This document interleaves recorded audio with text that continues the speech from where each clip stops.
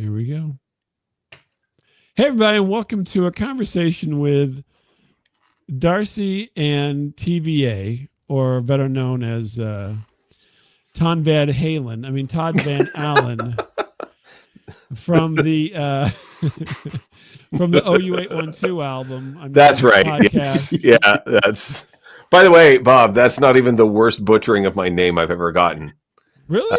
Oh no. I once got on as hi, I'm Todd Van Allen, and they went Tom Banana, and I went, sure, yeah, let's go with that. Let's go with that. That's my alter ego. Yes. I do children's parties as Tom Banana, as well as bachelorette parties. It works either way. Doesn't matter. That's right. Yeah, the pants are different. That's right. Exactly. The pants are there's less pants in one. Yeah. So, guys, so you're from the OK, So Here's One podcast, which had a different name. Yes. Which was, I can't remember. It was like Top Bunk, or what was it called? Right. Right. Darcy, why don't you take him through the history of the lineage of the show? Yeah, tell me about it, Darcy. All right. Yeah. So when did it start, Todd? I don't remember what year. Oh, I know. Long time ago. 19. Yeah. Nope. We sent it out on cassettes, I remember. Oh, were you? Okay. It was Sneaker It was a bonus with our zine, yeah. Yes, it was an oratory sermon that I would deliver, and we recorded on these little cassette tapes. And then Darcy, yes, and then Darcy would mail them out. Yes. Oh, very nice. No, I don't know what the year was. It was when the internet was big. Do you remember when that year was? I think it's still big. So I'm. Are you talking like it's infancy big, or I think steps kind of big, or? Just prior to 2.0? Okay, so like back I think in the probably No, early I think 2000s. it was after. I think it was what? Was it 2007, 8, 9? When did we stop saying WWW? It was right then. That was after. I think it was like 1949. Okay. We just did 2 W's. Right. And then there was a number afterwards. I remember in like 1919. And then there was another one. There was another number in 1939. That was a big one. And then we're waiting for the third W. So. Right. And then there was a WWF. And for a long time, I thought that was for pandas. But then guys started hitting each other with chairs. And then there was a court order. And then it was a WWE. That's right. Exactly. That's right. And then they threw everybody into a tizzy because you know what? It's entertainment. I didn't even realize that. No, they had to tell you. Yeah, I was like, what? What's the E stand for? The E stands for, you still watch this? I thought you were more older than 14. I honestly, okay. So no, Darcy, when did it start? It started like 2007, 2008? Something like that. Yeah. Darcy doesn't even want to chime in on this anymore. He's like, I mean, okay. So the first iteration was called the TVA podcast. Correct. Oh, and at some point, you thought you didn't want to have your name on it. You didn't say anything about what the show was. After the first few episodes, like, you know what? Get me off of this. Take my name off of this show. Right. Think about something else here. I wanted to go by Brian Lobard. I just wanted to get out of this. And around that time, you were hosting an open mic comedy night. Correct. Called Comedy Above the Pub. Correct. That's what it was. Perfect. Above the Pub. I knew it was so something we'll else. name it Comedy About Above something the Pub. higher than your normal height, but not so high that you're in the sky. So Darcy is really skipping through a few details here. Darcy was a bleeding edge technology guy around the 2000 times, right? I can tell because of the air conditioner that he's utilizing still today. The big block, and if you look at the shelf, the 85 thermoses that he has up there. Oh, I see that. Yeah. Right. Here's a little game for you to play. Figure out which one's the fleshlight. So Darcy came to me. He lifted that can up, and I was going to be like, there it is. So Darcy came to me. I was doing a radio show at the time. I was doing a call-in segment, for a radio station in Brockville, near what my hometown was in Ontario. Mhm. And I would do like this Thursday morning spot for them. And Darcy came to me and said, you need to do a podcast. And to which I said, that's awesome. What's a podcast? And then he described it to me, and I went, how much work do I got to do for this? Oh, there you go. So then he said, let's just grab the audio from the radio spots. We'll put that out, and that'll be a podcast. There you go. So first you have to get a Keurig, and then yes, you can have a podcast. Exactly. So this went on for a while, and then I got a second show in Kingston, where it's a drive-by spot. So we had like two things that we could post out. So it was like we doubled our content. There you go. We just doubled it. And by the way, Darcy, I'm just going to tell you, Mark Maron twice a week, us twice a week before him, doesn't fucking add up. That's all I'm saying. I'm sorry, Bob. Can I switch on this? I'm sorry. Yeah, no, go right ahead. Good. Okay. All right. Okay. I mean, come on. You got Fleshlight mentioned before that. What the hell? Right. So, well, Fleshlight, people can just Google that. I said a swear. That's worse. They can Google that as well. That's true. That's true. What's that word? Yeah. What's that? I've never been to a construction site. Wait a minute. Okay. So then it happened. We used Skype to do like an intro to lead into the segments. Oh, okay. And so we would hop on Skype and go, okay, so here's me in Brockville, and then here's me in Kingston. Mm-hmm. And then our conversations got longer and longer and longer. And then to the point where we went, well, we should get some guests. There you go. Okay, well, I'll see if any of my fellow comedian friends have Skype. Now, did Mark Maron have guests before this? I'm trying to follow the thing. Did he? I don't know. I'm trying to figure the originals must have, right? The very first ones I remember him just being by himself. Yeah. What this was. He had no idea. Right. Again, someone suggested he should have one.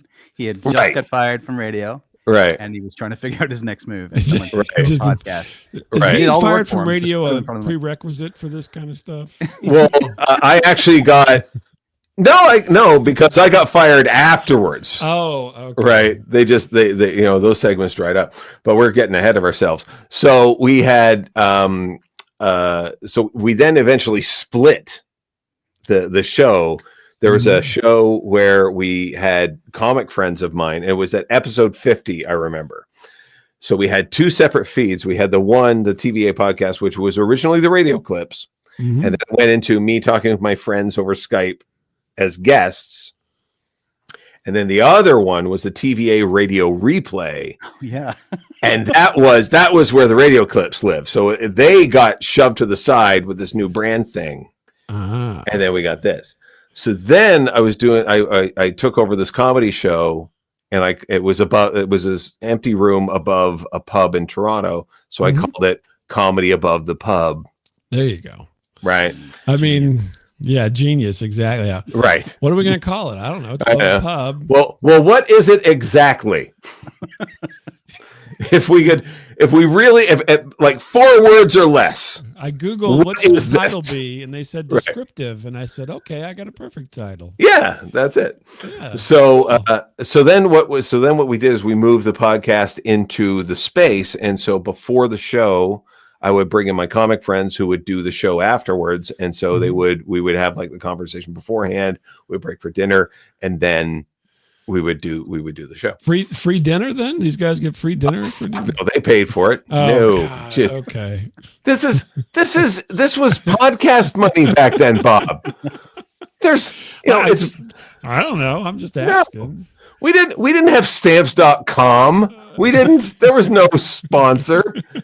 Squarespace was a glint in some developer's eye at that point. We had nothing. True. We had nothing. That's true. So then, and this went on for quite a while. And then the bar that I was doing it at found out that they could make way more money doing bootleg poker than they ever could with my little comedy show. So it was poker above the pub. Yes, it was. And we didn't have license for that. So that we got, we got thumbed out of that one. God, So then we just started recording it in my house.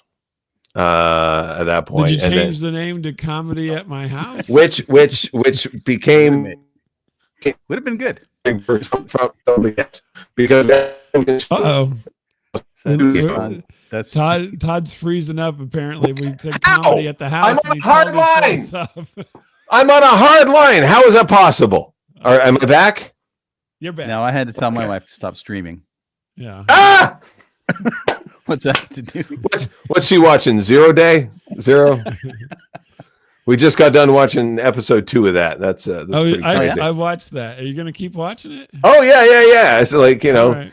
Does he have mental problems or not? Your guess is as good as mine.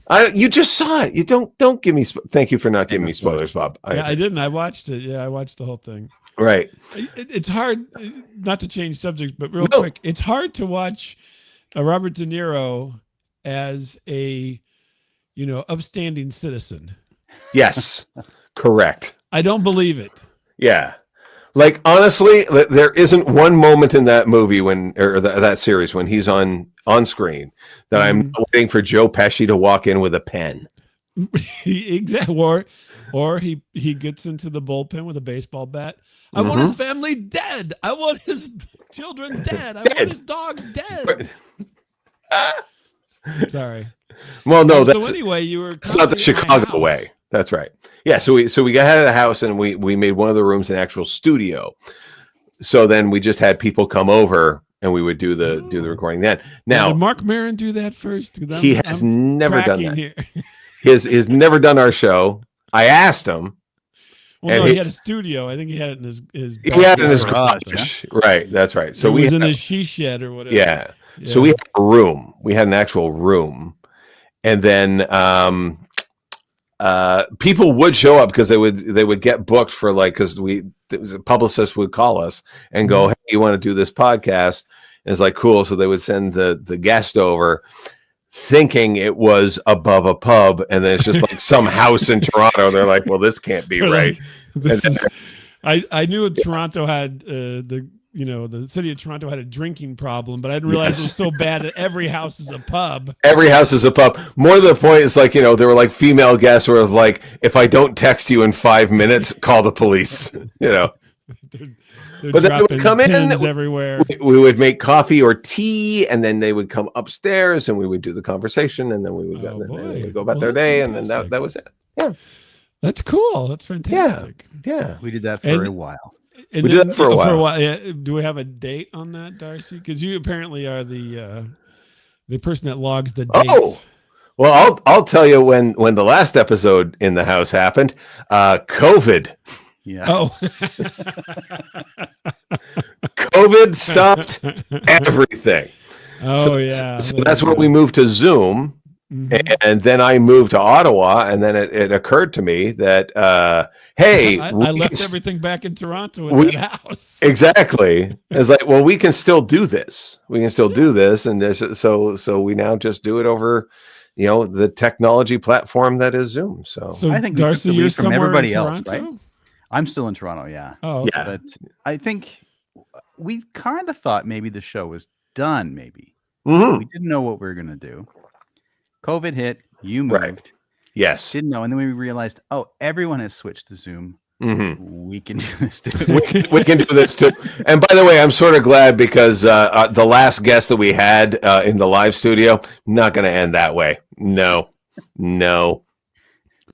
I know him. He's a comic friend of mine. I'm just shitting on him for the sake of shitting on him. That's. I was going to say, what did he do? Nothing. He's just he just got hit for no reason. That was it. Okay. Yeah. I was gonna say, he's like, Mark Maron has little mints. I got a granola bar and a juice box. What do you guys right. Do you want some coffee that'll make you shit your pants? So then now why did you move to Ottawa of all things? The top two reasons are my wife's work kind of took us there. Oh, okay. She's the breadwinner. She makes all the cash. Yes. And podcast was way more successful. Oh my God! Yes, yes. She got into true crime. Why didn't we see that, Darcy? Yeah. What the fuck? Yeah. Doesn't that make you sick? The true crime things. I mean. Oh my God! Just I can't. I don't like it. The fact that they're popular. Yes, that actually drives me nuts. A quick story here. So we've been doing our show for a while, and my wife doesn't care. And the next thing I know, I think it was probably 2019 or 2018. I see a thing on the Apple thing. It said it was a charge for a podcast. Right. And I'm like, what the hell? I've been doing this and you don't care. And now you're paying someone else. Well, no, you don't understand. I get early access. It's a true crime podcast. I'm like, son of a bitch. Okay. Right. Are they going to solve it while you're listening to it? No, they just, they just talk about somebody's dead. Yeah, by the way. Yeah. But Selena Gomez is so nice. That's right. I didn't know she'd kill him. Yes. But no, I don't get. I'm really not on the true crime thing. It was a whole serial, thing from NPR or whatever that kind of drove a lot of that. But correct. Isn't that a shame? I think it's a shame. But I don't know. I don't know what to do about it. Other than what? Maybe you change the name of your show to Comedy at the End of the Block in the Dead End Street in the Dead of the Night, and you just kill the guest at the end. Yes. Every show. There's that takes a lot of choreography because we've got to. No, the logistics are painful because we have to figure out where they're recording.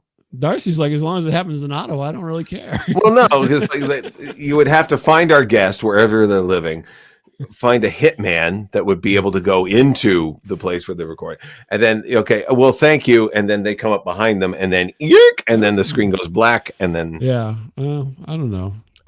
It's still a work in progress. Let's put it. Yeah, we'll keep workshopping. Let's put a pin in that. We'll call it TVA. We'll run it. We'll run it up the flag and see what happens. And, we could call it TVA DOA. All right, there we go. Working title. What do you think? There we go. Yes. So, speaking of titles, we didn't get to our current title of the podcast. Oh, right. Is this there one it here? is. There it is. Yeah, that guy. Right. So we hit 23 seasons of Comedy of the Pub. Okay, I always ask everybody this question. What is a season? 25 episodes for us. And how did you come up with that? Well, at the time that we were starting out, we really didn't have any templates for the way that this was supposed to be done. And we both listened to this podcast hosted by Jimmy Pardo, comedian. I was listening in to LA. Mark Maron there. Right. Well, no, because he just does numbers, and like quite a few other podcasts have since come on it. But Jimmy Pardo did like 25 episode seasons, and we just looked at each other and went, "Well, I guess this is how it's supposed to be done." Yeah, I guess Pardo knows what he's doing. Show is doing. Yeah. Yes. Yes. He's married to Chekhov's daughter. Correct. Yes. So Danielle Koenig. What he's doing. Well, that's interesting. So I'm always curious what people call a season because there's no structure to that. I have over 2,000 seasons. We've done 3 in this episode. And how long is the season for you, Bob? About 25 minutes. There you go. Perfect.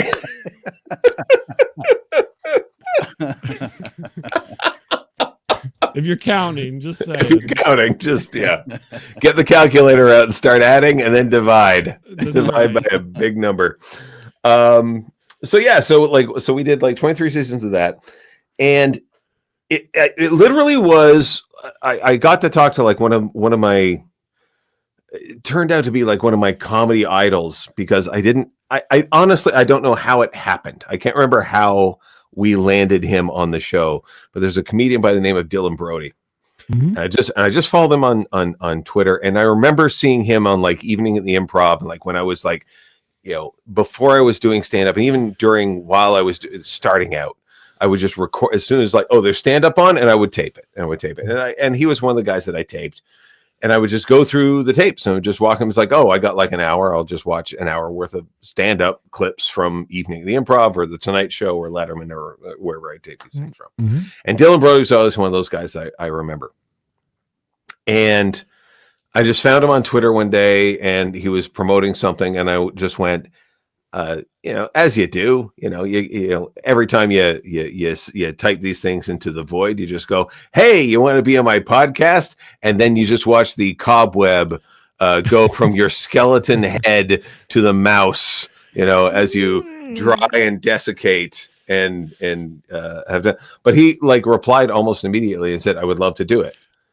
So, okay, so here we go. And so the first time he came on, it was on Comedy Above the Pub, and we got through all of my fanboying fairly quickly, and then we got to the meat of the conversation, and we had like a great time. And then we kind of like cut tape, and it's like, okay, fine, we're just talking still on Zoom at the end of the episode, and we started just jamming street jokes at each other. I don't know how it started, but like, someone said it was probably Darcy. Darcy went, "Hey, I have something." Yeah. It sounds like me.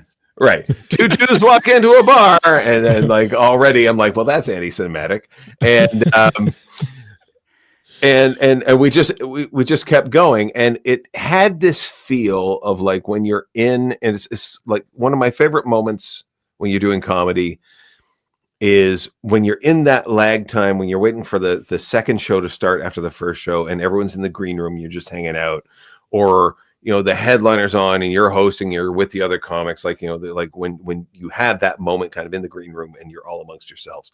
Mm-hmm. And someone for whatever reason will just throw out a joke or make reference to a joke. And then someone will go, okay, so here's one. And then they drop out theirs. And then everyone laughs. And then, oh, we do. And then it just becomes like this kind of yes and of street jokes. Gotcha.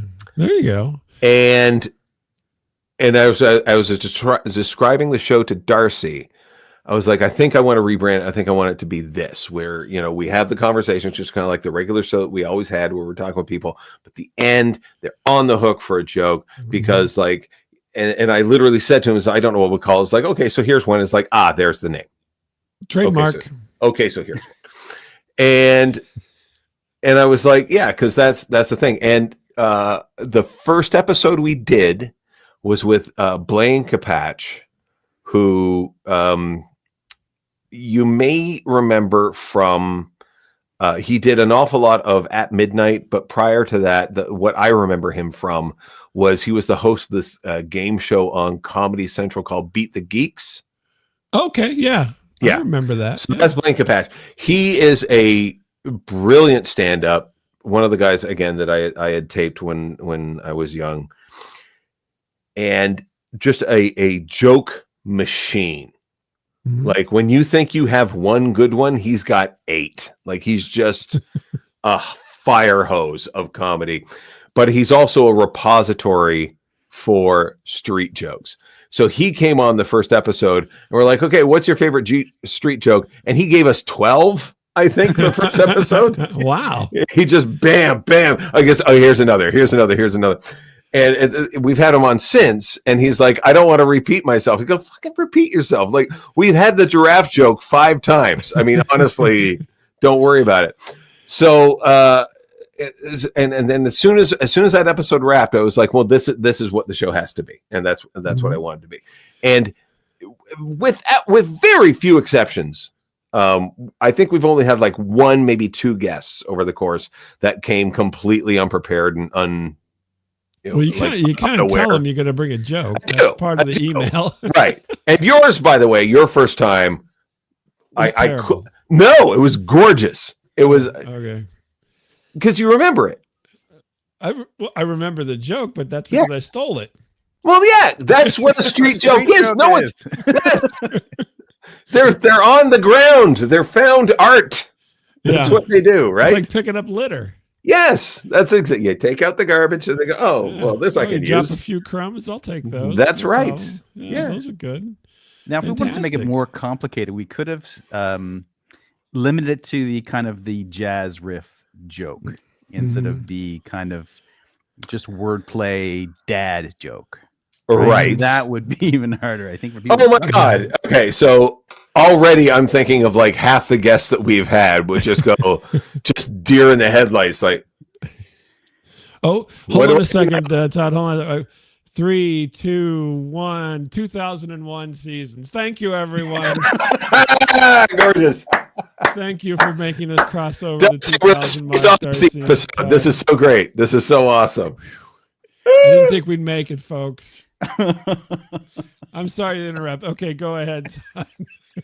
Right, like the like in the hands of people, like we have had some like really, really good like the one that Blaine opened. It was episode 1. If people want to go find it, it's a joke that I'm glad he said, because it turned he's, as he was saying it, I went, before he said it, it was my favorite street joke at the time, but I hated myself because I heard it from Bert Kreischer, who's a comic I don't care for. And yeah, Bert is, I know who you're talking about. Like I joke. There's a joke. So Miles isn't here tonight. He couldn't make it. But Miles' title is Bert Crusher before there was Bert Crusher. Right. He goes around without his shirt. He's a horrible slob. Yeah. He looks like hell. He is totally inappropriate and says weird things to people and makes them uncomfortable just by staring at them. Right. And I'm like, I keep telling him, I'm like, Bert Crusher stole your whole persona, and you've done nothing about it. And he's like. Does he call himself the apparatus? The apparatus. Oh, I don't remember that word, but he calls himself all kinds of stuff. Instead of the machine. I was just trying to find like a euphemism for machine. And well, I think he's trademarked that, so you probably can't use it. Yes. But yeah, anyway, Bert Crusher. Then that's a whole other. Yeah, we could jump off on that. He's great. He's fine. People like him. Like what you like. I just I feel I should be fully dressed on stage. That's all. He's an LCD. An LCD? What's that? Lowest common denominator. Got it. Okay. Now I'm going to get myself in trouble. If he'll beat the shit out of me. I have a math degree and I didn't know what LCD was. Okay, Bob. I'm the guy who's in grief. Oh yeah, I have a math degree. Thought that. Yeah. So Todd, you probably have to tell this joke now. Which one? Yeah, the one you were just building up there. Yeah. Okay. So this lion is walking through the jungle. He's just looking at his kingdom, really. And he's like, "What a lovely day! It's a lovely day to be king of this jungle. I am so happy to be here. You know, I'm a little parched." So he bends down by this little pond and he starts drinking the water from the little pond to quench his thirst. Meanwhile, walking by is a gorilla who looks at the lion and goes, "Look at that asshole. Thinks he owns the place. You know what? I'll show him." So he runs up behind him and he fucks him in the ass very quickly, and then runs. And the lion is like, "What?" and turns around and he just sees like the rustling of the leaves behind him. So he's like, "Right." And so he just starts barreling through the forest trying to find who did this to him. And the gorilla is just like strolling through going, "Yeah, that was pretty cool. That was pretty fun." And he just happens to look over his shoulder and he sees the lion barreling down on him. And he goes, "Oh shit." And so he starts jumping up the trees and he starts using the vines and trying to keep ahead of him. And the lion is just keeping pace the entire time, just like clawing his way through the forest right behind him. So the gorilla is like dodging left, dodging right. And the lion is still just like right behind him, and so the gets a little bit of a headway ahead of the lion, and he breaks through this clearing, and he finds this campsite where these explorers had been. They left for the day, so there's a whole bunch of tents, and there's a smoldering campfire in the middle of the clearing, and there's a clothesline with some clothes on it. So the gorilla goes over, and he grabs a shirt and pants and a hat. And he goes over to one of the chairs that's around the fire, and he sits down, and there's a newspaper, and he holds the newspaper up in front of his face to hide himself. So the lion breaks through the clearing, looks around, and sees the gorilla, in costume, behind him, and he yells over, "Hey, did you see a gorilla run through here?" And the gorilla goes, "What, you mean the one that fucked that lion in the ass?" And the lion goes, "It's in the papers." Yeah, the jungle news travels fast. I know. It's just like they are quick to print. Yeah, they got a morning, noon, and night edition. Yes. But, Extra, lion sodomized by pond. that's what all the howler monkeys are there for. Hey, boss, I got a scoop. That's right. Yeah, the warthog is the editor, right? Exactly. Yeah. We got a whole thing going on here. Has anybody ever done a newsroom as animals bit? I don't know. Zootopia didn't it? Did they have a newsroom though? Didn't they have like a news? Didn't they show like a news thing? No idea. No. Darcy's like, I don't know what the hell you're talking about. Nope. Oh, okay. Well, maybe. All right. Well, All right. maybe it's already been done. I just Right. was trying to give Michael Keaton some more work. That's all. He's not got enough. He needs it. He needs it. Yes. That's a good one. Yeah, it's in the papers already. It's in the papers. You got to change it up now for the digital age, though, don't you? I mean, we get that, but so you're like, it's on Instagram already. like this. He's on his iPhone Pro. Right? Exactly. Like this. Oh, it's on TikTok already. Yeah. TikTok. The one meme. Is there footage? There's like AI coverage now of like, the surprise face. Did Megan Thee Stallion retweet it? She's too busy learning Japanese. We're just workshopping this. That's all. Yes, there is one joke that always sticks with me. Like if someone says, if you're just looking for a quick one, if they point to me and go, "Yeah, tell me a joke." Guy goes in for a job interview, and the interviewer says to him, "What would you say is your biggest weakness?"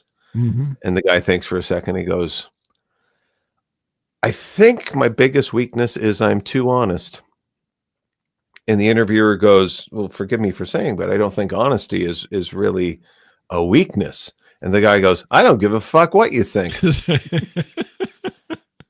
I think I just read that one somewhere recently. I don't know where it was at, but and I really think the reason that's front of mind is that there's so many situations I find myself in where I go, "I don't give a fuck what you think." Not here, Bob. You're cool. You're cool. Oh yeah. Yeah. And hence his not being the top breadwinner in the yes household. Oh no. I come home, my wife's like, "It happened again, didn't it?" Yeah. I don't give a fuck what you. Hey, where are you going? How many more towns in Canada can we move to? There's only so many. We're gonna end up in Yellowknife, and I'm gonna be pissed. Right. Thank God it's not fucking Whitehorse. That's right. I'm not going to a Callowit.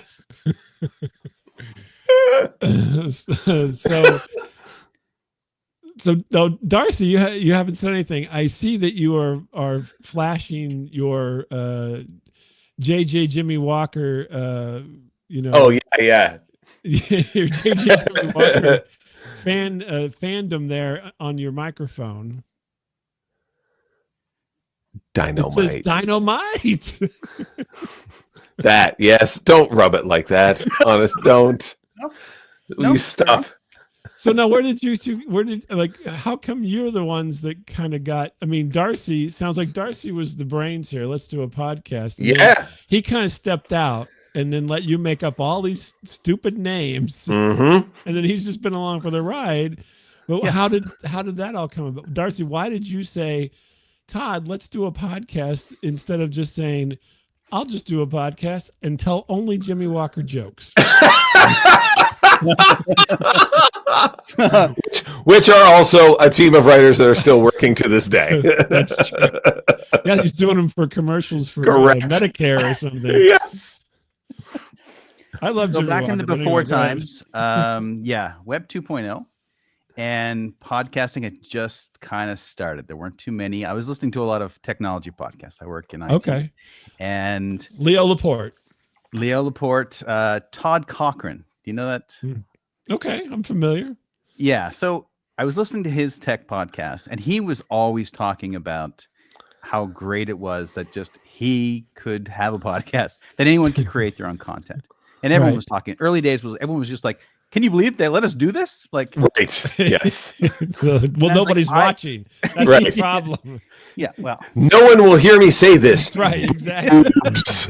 You could go outside on the porch. so for me to have a podcast was just like a technical puzzle I wanted to solve. Right. Oh, okay. So I had no content to deliver. So you're like Todd. Right. Todd. Yeah. Yeah. So like the Mr. very first Content. episode, I know a loudmouth that won't stop talking. Do I wear Kari? Do we know any loudmouth idiots that won't shut their pie holes? Do we know any? Oh, Todd, right. There's Okay. that lion down by the watering hole. Yeah.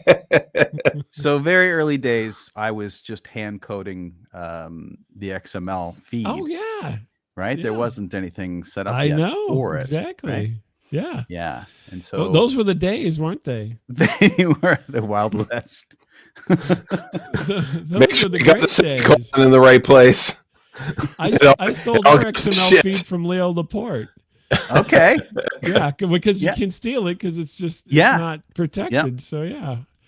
Yeah, all every the week, original hand stuff. coding it, running it through feedvalidator.org and having, Right. that Yeah. doesn't work. Yeah. So That's fun. So you just like making things. So Yeah. What's the next? What's the progression then? You got the podcast. You got Todd, doing his bits and everything, and you got the pub thing. I mean, what next steps were there for you? We already heard about Todd. He got fired. At a certain point, I left the show. Yes, Oh, he that's did. when you- That's right. At a certain point, I was like, I was getting busy at work, and also there wasn't anything new to do. Like technically, it was done. It ran itself. Okay. Todd could run it. Todd was running it. Right. Right? And so, so I left for about a year. WordPress. Thanks. Thanks. Yeah. WordPress and PowerPress plugin. Yeah. Took care of it all. So I left for about a year, I think. And You that's did. when I realized that, I wasn't getting anything out of it from a technical creative standpoint, but it was one of my only social events of my week. Yeah. I was just talking to people at work and my wife, and that was it. Yeah. So I came crawling back and Oh, okay. he came back very callow, just in rags. I was gonna say his wife penned a note to his shirt and sent him out and said, Exactly. "Please have Darcy help you again for a Yes. little while." Will you please let Darcy talk to mid-level Canadian comedians, please? He Will you needs something to do. Please let that happen. And the odd celebrity from the States that's playing comedy bar. Could you do that? and we had to run a chefs for quite a while. Yeah, we had chefs, and I love talking with chefs. Do they travel around or something? No, we had Toronto. Well, there was one, Bob Bloomer, and this is in Darcy's off season, I think it was, or it might not have been, because the reason was I sent Bob Bloomer is a Canadian chef who did a whole bunch of like shows in the States. He was the Eclectic Chef, I think was his show. Eclectic. Okay, I'm not familiar, but I don't really follow Something shows, like so. that. It was like this, like little trailer, right? Yes. The little camper trailer. Yes. And so he would drive around North America and stop in and do things. But when I scheduled the meeting, it was over Outlook, and I don't think he calibrated the time zone difference for the invite. Wow. Yeah. So he was, the invite was like 1:30 his time, 4:30 my time. And I just happened to be home. And 1:30, there's a knock at the door. I went, who the fuck is that? Because it's Toronto. No one does that. And in Toronto, they just walk in. They just open. It's all unlocked. Doors were open. He could have hello, and that could have been. And I go, there's Bob Bloomer standing in front of me, and he's like, I am like, Bob. He goes, you're 3 hours early, and he goes, no, I'm not. And I went, you know what? You're absolutely right. Let's do this right now. So Darcy was not part of it. I'm Bob Bloomer. So it says it on the truck outside. it was, you know what? And he was, I will say this, he was a little testy off the top. He was a little testy because that is not a great intro. Right. But by the end of it, we kind of like got through the rhythm of it, and he was fine. But like, And what was his joke? oh, this was in the Comedy Loves of days. We didn't have jokes on Comedy Above I the thought Pub. maybe you have a good joke. never I even don't jokes. know. Never jokes. Yeah. Never jokes. Oh yeah. Not one. If you ever saw Nightline, it was basically that. But Oh, it was like you know, Nightline. Okay. yeah. Tonight we have the early arrival of Bob Bloomer. Yes. And then you're like, Bob, I mean, you're famous for cooking. Dinner's coming up. Yep. I've got a whole bag full of groceries here if you'd like to make something. Yeah. There's that. He's like, We I never made a cake out of rat poisoning. And You haven't? Oh, Bob. That's interesting. Chefs, I would now there's whole podcasts about chefs these days. So maybe you should have took a U-turn on that. Should have done that. You know? That's a big category now. I think we would have run out of chefs, to be quite honest. No, I mean, you can talk to guys flipping burgers at McDonald's. Okay, so here's the thing, though. I mean, like the reason it kind of worked is that as a comic, I sort of have that. So I've got the ability to steer towards jokes and gags or whatever. But the reason that chefs work, or I thought work, is that their creative process is very similar to the creative process in generating material and writing jokes. Mm-hmm. Because they will try out a dish and then give it to someone and they'll go, that sucks. And then they go back and then they retool it and they go, that's too salty. And then they go and then it's a trial and error process, not unlike like writing jokes and stuff like that. And plus they're kind of night owls because they have to go through a dinner service and we're ending our shows at like 10 o'clock. Industry nights are like on a Monday when everything's kind of dark. There's substance abuse problems, there's all those things. I see. Yes. Yeah, there's so many things that like the Venn parallel lives. Yeah. It's the Venn diagram is kind of like that. The only difference is there's more asparagus on the chef's side and interesting. Yeah, a lot of depression, all that good stuff. Self-loathing. So they're like cutting cutters. You cut yourself a lot. Sure. Yeah. Yeah, making it very glamorous. It's interesting. I was like, but it would be that would be interesting to I don't know, maybe have some kind of competition where the chef has to throw like Iron Chef, but the other side of it's a comedian, and they have to come up with some kind of an act in the same time this guy comes up with a dish, and then they taste and listen at the same time, and they're like, this meal is great and you suck. Or vice versa. Right. I you know what? That's not a bad idea, to be quite honest. it's not. It's yours. Here's your Food Network if you're listening. But here's the thing. The material, because it's an ingredient, it's kind of like the opening of Beat Bobby Flay, where here it is, it's like apricots. So then the chef gets to go and make an apricot dish, and then the comic goes, what the fuck am I going to do about apricots? Apricot. What can I say about apricots? Right. Whereas, I think it should be like they open the cloche and it's like self-loathing. Yeah. And the chef has to figure out what that means. So there has to be two rounds. I think there needs to be a concept and then an ingredient. And then bulimia. Yeah. Well, that So that out there. I guess positive thing. so. I guess the chef just makes a smoothie, something that's going to go easy both ways, and maybe they should randomize it, and so like you get like chunky bulimia, or you get the we're saving up the. Do you watch a lot of Food Network? No, I don't. No, but go right ahead. No, my wife and I, we have like the Food Network logo is burned into the bottom right hand corner of our screen. Does she call you Alton Brown when she's Oh, absolutely not. He's way more talented. You, sir, Todd, are the Canadian Alton Brown. He's her hall pass. That's good eats. Yeah, that's good eats. And to be fair, he's like number 8 on mine. So well, okay. Well, if it worked out, then Right.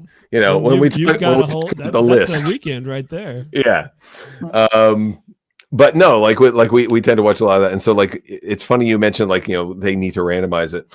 There is a show that Guy Fieri hosts, and it is arguably, I would say, probably the second hardest chef competition show that they have on the Food Network, where it's like a bracket. It's like March Madness, but it's all chefs. And they have a what they call the randomizer, and the randomizer gives you an ingredient, a dish theme, and a piece of equipment you have to use, okay, and then like a style, and the amount of time that you're going to do. So it could be like chicken thighs, fancy brunch. You need to use the ice cream machine. Make it spicy, and then you get 10 minutes to do it. It's something like that. Oh well, and what you described, I have no clue. You just braise the chicken thighs and throw them in a bowl with some ice cream. Exactly. Yeah, that's exactly put it. A little tahini on it. I don't know. Yeah, exactly. Look at you with the tahini. Look at you. Yeah, I mean, just sprinkle it on. It's all good. It's good stuff. It's just nice tahini drizzle. The judges are like, is this tahini? I'm getting tahini. I mean, and botulism from chicken thighs being cooked for 10 minutes. That's the other thing I'm getting. They're like, these chicken thighs are raw. Yeah. Yeah, but they got ice cream on them. They taste good. They do. It's great. Just let it melt. It'll be fine. Yes. It'll all be good. Yeah, all the judges get sick every week. Whoa, we lost another judge this week. I say that one's the second hardest because I think the hardest one, and they haven't done it. They did it last year, and I hope they bring it back. It's 24 and 24. Okay. And it's 24 chefs. I thought you were going to say something like Jack Bauer. No, I think it's called 24 and 24, the 24-hour challenge or whatever. They bring in, I think, 48 chefs or 50 chefs or something like that. 24 went out the window on this one. It's bring 50. Make it an 50. It's a 24-hour competition. Oh my! It sounds like a lot of burnt hands. A lot of burnt hands. A lot of medic. Missing fingers. Yes. It's keep your knife sharp. And you think okay, it's reality TV. I'm sure there's breaks and stuff like that. It looks like there isn't because you're seeing chefs in physical tears, and they'll do vox pops while they're doing it. It's like, what's wrong with you? It's like, if I don't stop moving, I'm going to fall apart. I have to just keep. I think you're waiting for Naked and a Chef coming soon. Oh my God! There was. Oh, so speaking of Alton Brown, did you ever see his show Cutthroat Kitchen? No, I can barely. I would eat cereal. That's all I ever do is eat cereal. Okay. So it's a great episode of Good Eats. Yes. So he. I can't. I'm amazed that the show lasted as long as it did. By the way, did you want us to talk about Food Network shows on this? No, talk about whatever you want. Did you? Because there was no brief or agenda that you sent us. You just sent us a link. We're fast approaching our 2002 okay, all right. season here. Here we go. So here it is. It's all about Alton Brown food shows. It was a show where he showed up with a briefcase. There were 4 chefs that were going to compete. Food in a briefcase doesn't sound very in a briefcase.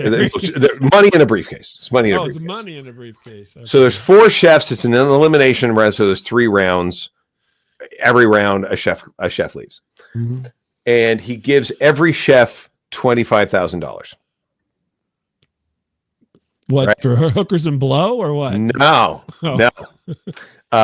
He gives them all $25,000, and they get to keep that money throughout the show so long as they stay. The thing is, there's a series of auctions over the course that they have to bid on. So, he'll give them a thing. It's like, make me a tasty burger. It's like, okay, tasty burger. And then it's like, okay, you can bid on the fact that you are the only one that can use ground beef, and everyone else needs to use yogurt and yams, right? And it's like, and they cut away. So it was like, I think I want the beef and not the yams. Yeah, maybe I should put a right. Put So then they're bidding on this, and they have a judge that comes down and in a blind tasting says, "This is the dish I hate," and then that person goes away. Oh, okay.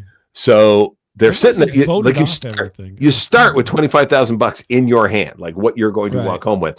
But then there was things like, and the reason that I go like, how is this even possible?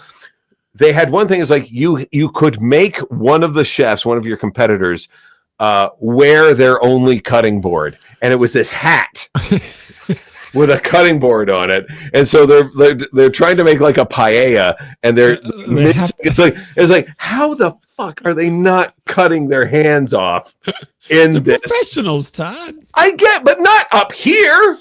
It's like, I'm not doing jokes on bungee cord. It's like, oh, but Todd, you're a professional. Not like this, I'm not.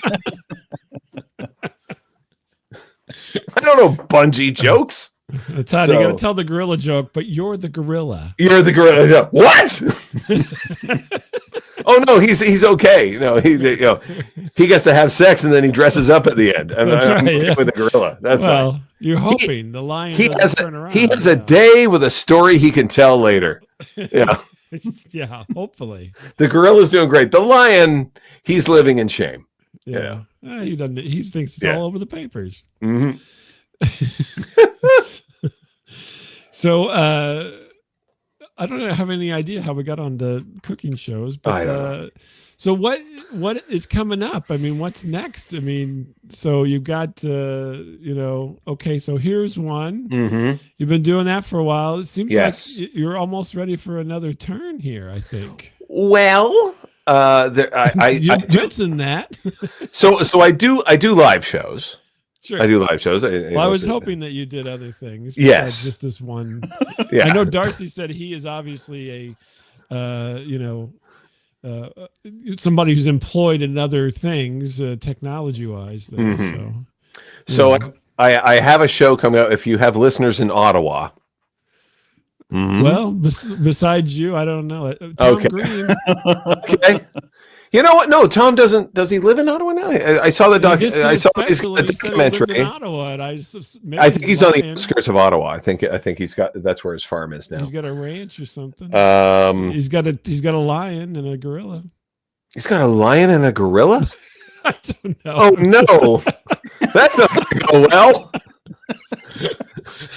Leave a clothesline of clothes. You'll know what happens. I'm just make sure you got like several copies of the Ottawa Citizen lying around. You'll thank me. So the show I run is called Write 'Em Up, and it's my favorite thing that I do. Mm-hmm. And we're actually going to be celebrating 9 years. Well, now I don't have I gotta make a thing for that now. Jeez, I'm sorry. Go keep talking. Okay. So the way Write 'Em Up works is I host a comedy show. There we go. Thank you. And that was quick, Bob. I can type. That was really good. Yeah, that's what I do. I host a comedy show. And this started in Toronto. When I was living there, and then when I moved here to Ottawa, I was like, well, I got to try and sort this thing out. Mm-hmm. And so what happens is I bring a whole bunch. I create a comedy show and I put comics on it, and they come up and they perform. Mm-hmm. Standard issue. But while the comics are performing, I've got a team of writers that are writing roast jokes about everything that comic does, says, what they're wearing, everything, and they write them on little index cards. So the comic goes away. I go to the writers and I collect those roast jokes and I read them to the audience. Okay. And whatever they write down, I got to read. Oh, okay. Yes. So it's humiliating. It's humiliating, and it provides anonymity and emotional distance for the writers. Okay. So yeah. And so I have a feeling there's $25,000 in somebody's hand who can put it in Todd Van Allen's hand. Someone's going to be chopping their head later. Yeah. But just stare at the person who wrote that joke, Todd. Just stare at him while you're saying it. It is the funnest thing that I do. It is. I love doing it, and one of the reasons is that and it has been pointed out to me by several people in Ottawa that, hey, you only do like some time off the top and then your job is done. It's like, yeah, pretty much, actually. That's the best. That's what Darcy did. I'm just reading. Yeah. I put together this whole thing and then I just sit back. Yeah. And Everything I learned from Darcy. So. Yeah. Now, does Write 'em Up have a website? It does. Well, not social presence. If they go at Write 'em Up Show on basically every platform out there, you can find us. Okay. Yes. Well, let's see if I can type fast again. There we go. At Write 'em Up Show. That's it. There we go. And so I was happy. One of the things that like when I first moved, perfect. Oh my God, that's even the right font. That's gorgeous. One of the things I thought, like when I was, because we moved during the pandemic, and there were no shows. So like people, like my friends in Toronto, it's like, what's the comedy scene like? And go, what scene? There's nothing. Right. There's no scene of anything. It's called COVID. Exactly. The grocery stores are cool. So you should have been doing that in the aisles. You could have been exactly. Hey, you want me to insult your wife? Write it down. There's the arrows, and people are gonna they're going into the aisle 4, and they went, what was the punchline? It's like we didn't hear that. Oh, yeah. So one thing I noticed is that they have because Ottawa's a smaller city, the community, the comedy community is smaller, and because of that, it's got way more of a family basis. Like it's really kind of anchored in family. And are you saying there's some kind of comedy mafia in Ottawa? Oh no. Oh, okay. No. There's no one sleeping with the fishes in Ottawa. Oh, okay. No, that would make Ottawa exciting. It's very much like it's a very supportive community. It's very everyone knows each other. So because of that, they have these these annual award show that they put on, where they create nominees. It's basically like the Oscars or the Emmys, but it's for the local scenes. So like best comic, best show, best comedy club, best all that. Mm-hmm. But the whole show is a roast. So everyone roasts each other. So because of that, I was sitting there going, well, roast culture is already here. Right. This is going to be a no-brainer.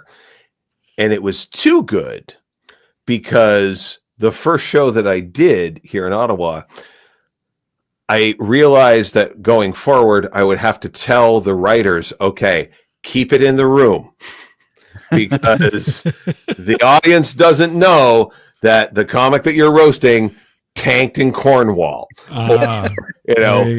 is sleeping with a waitress in this bar. So like they don't know that, so you have to elevate the joke. So it was kind of the first time I had to do that, which is like, okay, pull it back a little bit. Just, keep it in. Yeah.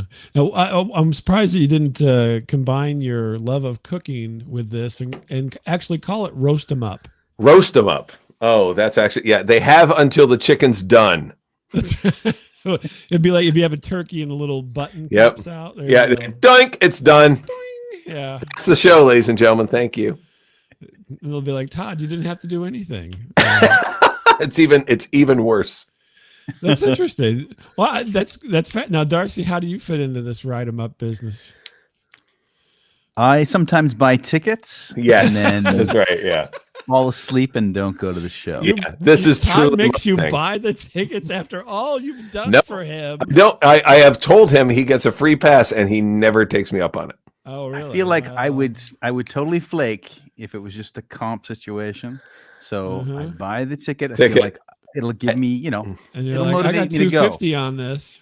And then it's like end of the week. Yeah, I'm not going outside. You can barely get him in front of a microphone at 9:00 on a Friday. It's cold. I'm not going outside. It's Canada, for Christ's sake. Anybody tell you guys that? Oh yeah. Oh, it's frigid up here. It's we've heard. I'm familiar a little bit. I'm not that far north, but it was kind of chilly here today. So I can only imagine. Where's there again, Bob? Remind me. Where is there? Yeah, where are you? Oh, where am I? Okay. Yeah. I'm in St. Louis, Missouri. That's right.